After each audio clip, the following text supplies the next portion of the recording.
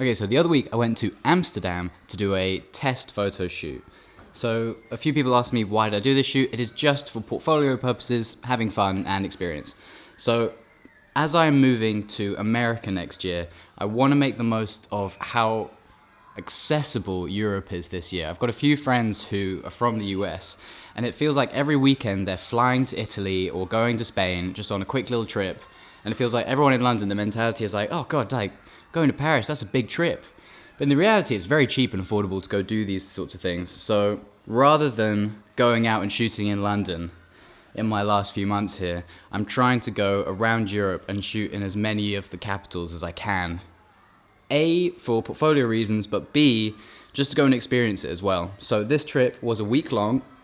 I probably could have done it in 2 days, a recce day, shoot day, fly back, but I wanted to go and explore Amsterdam and have a good time as well. The first day I got there quite early. It was such a lovely day. Just checked in. This is the view. I love it. I'm already like looking down at that street light. Like, imagine shooting from up here down there. Just everywhere I look, there's just lovely backdrops, lovely architecture, lovely hanging lamps. So many nice things. This is my bedroom, by the way. Welcome. Sorry about the mess. Just had a shower. I think what I'm going to do now, because it's nice weather, I'm going to go for a run, because then I'll get to see things and get to have a run, because I'm not joining a gym for a week. And I was very surprised at how small Amsterdam is. I know I hear it all the time that it's a very small place, you can walk the whole city, but that is very true. So the pressure was off from day one. When I first got there, I was like, oh, I need to get the locations mapped out, I need to know exactly where we're going. But after my first little run around, I could see it wasn't going to be that hard to get from place to place on the actual shoot day. So for the first 2 days, I actually spent all of my time in the galleries there. My favorite one, I think I'm pronouncing this right, was the Stedelijk Museum, and I spent about 10 hours in there. I haven't been to that many galleries since I started doing my own work, and I think one of the things I really liked about being able to see all this work that you know and you see sort of on t-shirts and printed, like that pop art work, this work. When I see that work on a small screen, I just think it looks so perfect and so detailed. So it was so nice to see it in person and be able to like go up really close and see all those little tiny imperfections or where they've changed something, and it sort of like humanized the artwork for me. I think it's very easy to say that I came back very inspired from that, and some of the projects that I was seeing there inspired some of my next photo projects, especially this work, which I'm now going to be working on an editorial, taking influence from the set design of that work.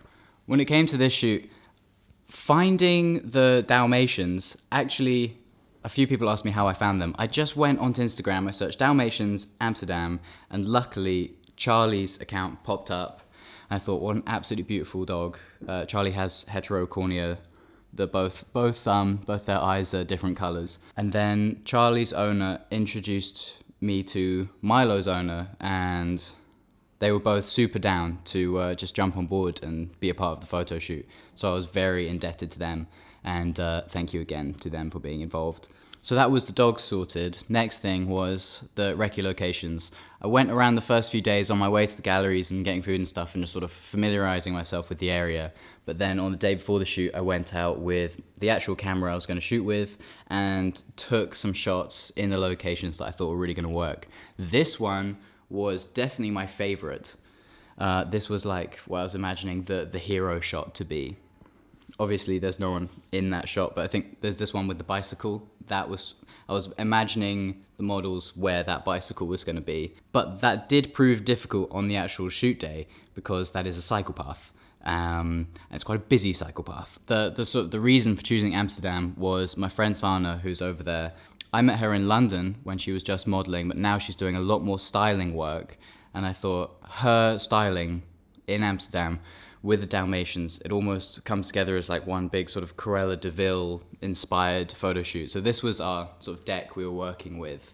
So Cruella de Vil, definitely the influence on there. I loved seeing the shots of the dogs. I love anytime there's like an opportunity to put props or motivation or like the person in the shot to be doing something. I always love that. It always brings movement and motivation. It's a bit like storytelling when it comes to a film. There needs to be an action for the actor, and I feel like I like having the same thing in photo shoots, especially outdoor photo shoots. It can be a bit sort of stale if everyone's just very like static. So Sana was actually quite busy that week, but we did manage to meet up and go to the vintage store where she is part-time working and get quite a lot of very nice clothes from there. We actually had so many clothing options on the day. It was a lot to carry around, but luckily we had some very lovely assistants who helped us carry that around on the day. When it came to the styling, we were leaning more towards the old school vintage clothes. This wasn't a terribly like modern punk grungy shoot. It was very much leaning into like classic old school Amsterdam style. As you can see from the mood board reference, they're all sort of old-timey pictures. And this is something slightly different to the rest of my portfolio. I feel like the rest of my portfolio is, you know, because I've mainly been working with musicians, it's very like noughties, 90s, 2000s, grungy. And this is like a step away from that. I don't think that's a good or a bad thing. It's just, you know, something I wanted to do, found it interesting. So yeah, once we picked out all the clothes, that all got taken to Sana's other stylist friend, Sammy Lou, who has a studio over in the north side of Amsterdam. So when shoot day came around, it is currently a very misty morning. If this all stays, I mean, it's just going to look beautiful. It's going to look like noir cinema. And it'll hide a little bit of like all the background noise in the photos. It'll make the silhouettes a little bit cleaner as well. Might even be worth using the flash in these conditions, because the bounce is really not going to do anything. I'm thinking about getting the ultra bounce out, like not the ultra bounce, the very large reflector I have, and getting it sort of up in the air, and then having the flash pointed at it, so it ends up being like a big softbox, big soft fill. Kind of, I've seen on big sets, they'll get like an actual ultra bounce, which is like a 12 by 12 big frame of the special reflector material, and then they bounce light off of that, or daylight. But yeah, sort of setting up something a bit like that, a bit like a frame. But I imagine by the time we start shooting this sort of cleared up a bit, and we'll probably just use daylight. It is beautiful. I was in that museum the other day. It's all very modern art. The Stetik, which is behind me, is definitely the best museum I've been in so far. That one, you know, I got in, they're like, oh, you know, it's a day ticket, you know, you can come back, you know, have lunch, come back if you want. And I was like, yeah, sure. I've never really spent more than 2 hours in a museum. But I was in there all day. I had to get out and get lunch because I was hungry.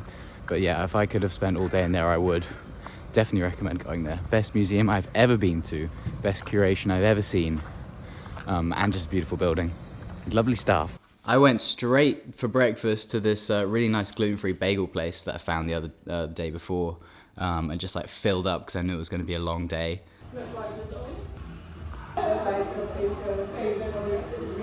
And then I went over to Sammy Lou's studio to go and check out all of the styling. These were all the clothes we had. So you can see we had a lot of options. So when the girls were getting their hair and makeup done, I was kind of having a little look through it, all that sort of thing, but that was all totally in their hands. I completely entrusted them. But we were leaning more towards having some white garments and larger shapes just to stand out against the background, because it's going to be a lot of black and white photos. The white shapes really do help stand out against like a messy background with lots of people and bikes and sort of like people walking around in the background. At the start of the shoot, we were running quite behind with the girls being ready for hair and makeup. So I just went straight over to the first location to meet with the dogs, say hello. I was planning on just in the meantime taking some pictures with the dogs and their owners, but they weren't particularly fussed about that. So we just had a coffee and waited for the girls to arrive, and it was quite stressful. Do I say that? I did find it stressful. It was quite stressful, just sort of being in this like waiting area where these people where the dog owners very kindly agreed to come and be here on their own time. So I was feeling a little bit stressed, but luckily Wahi was there to sort of like ease my nerves and chat to everyone, just have a nice time, whilst I was keeping an eye on when the girls were going to be arriving. Fast forward an hour or two, the girls arrived looking incredible. It was bang on, exactly what we wanted for the reference. Very Hunter 1 Dalmatians, very Cruella de Vil. Okay, so the first location was Dam Square, and I hadn't realised this. I'd been there on the recce, but there is... So in Dam Square, there is a large collection of pigeons, you know, as you'd expect to see in most squares of most major cities. But if you find him, Shaddy will be there. Now he takes care of all the pigeons there. He knows most of them by name. He can, you know, sort of pick them up, put them on people's heads for like tourist photos and stuff, and you know, you tip him and all that sort of stuff. So when we were taking some pictures around there, why he went up and asked him if he wouldn't mind helping us get some of the pigeons involved in the picture, because in my head I was just thinking, oh, I'm sure we'll just, you know, we'll go near them and, you know, they'll fly up and we'll get some nice shots. But he actually helped direct them from behind the models, in front of the models. I could do a countdown, 3, 2, 1 when I was ready with the shot, and then he could like... Okay, 1, go! Hey! It was really helpful having him. I put him down in the credits as bird director because he was that to a T. He was bird director. So yeah, if you're ever in Dam Square and you want any cool pictures with pigeons, definitely this is who you're looking for right here.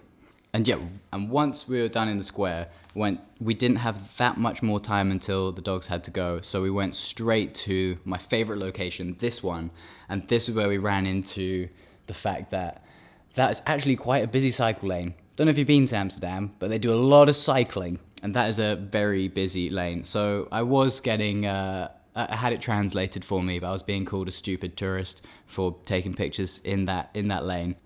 But in the end, I was very happy with some of the shots we got there. And then once we said goodbye to the dogs, the pressure for me felt a bit off then. And then we could go around and just finish up the last few shots.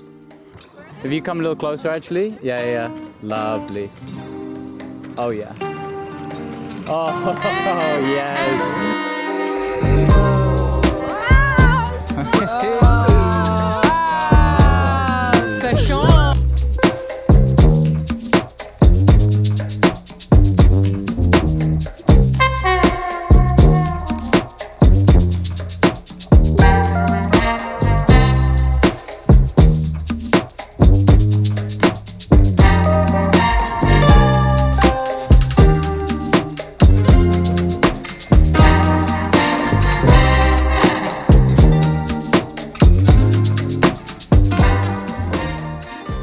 I think my takeaway from this shoot was probably the importance of the recce, because usually I don't have that much time to recce exterior locations, and I've got a few friends who, when they go away abroad, they do plan in a lot of time for recceing and planning where they're gonna go, and I really do see why it really makes it easy on the dates. Just know we go here, we go there. If we don't have time to go here, we prioritize this, that. It really takes the pressure off. So for the next shoot, I definitely know it's important to put that time in, and then also just gives me time to go and explore the city. There's always these moments before I'm about to go on, I don't know, say a holiday or a trip or book in for an experience that costs money. My brain is so hardwired from the last 5 years of not having any money that it's like, oh God, I'm spending money. Like, oh, what the fuck? Like, why are you doing this? Like, why are you spending money to like hang out and go to an art gallery and be in another city? It's like, oh God, I can't. And it's every time I go, as soon as I touch down in the place, all of that washes away, and I'm so happy that I'm there, and I see so many things, and every time I go to a gallery, speak to someone, you know, chat to someone of a different culture, I just absorb so much, and I come away with so much inspiration, and it really washes away all that anxiety. But even now, like looking at my next shoot, I potentially want to go do one in Paris and one in Cairo. I'm already thinking like, oh, the money I'm going to spend on the travel, and then the food, and then, you know, it's just like, but as soon as I get there, I know it will be worth it. And this one was definitely worth it. Yeah, if you have any questions or anything, please drop that in. I'll fill in more little filler videos on Instagram. And yeah, I'll hopefully do a more comprehensive video on the next one. Thank you guys.